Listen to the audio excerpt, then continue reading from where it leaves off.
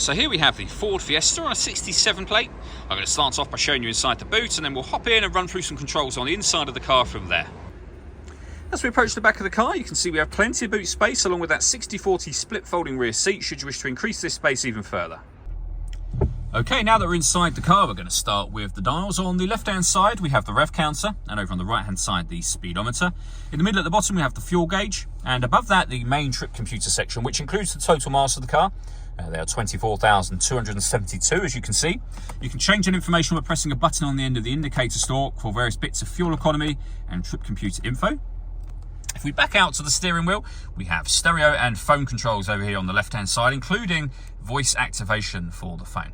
You'll only be able to use the phone controls after you pair the phone to the car, which is done by hitting the phone button here and then following the instructions up on the screen there, which we're not going to do for now, of course. When it comes to music in this car, we've got the radio. So you can see we've got DAB radio available. We've also got AM and FM as well. Every push of the radio button will take you through those. If you want to listen to your own music, you can do that via the CD player, but we've also got USB input, Bluetooth audio as well. So plenty of ways to listen to your music in this car. And as I say, they're all accessed just here. You can see the CD player just there, the main volume for the stereo here. We have deadlocks below that, so you can lock the car doors from the outside. And then underneath that, we have the air conditioning.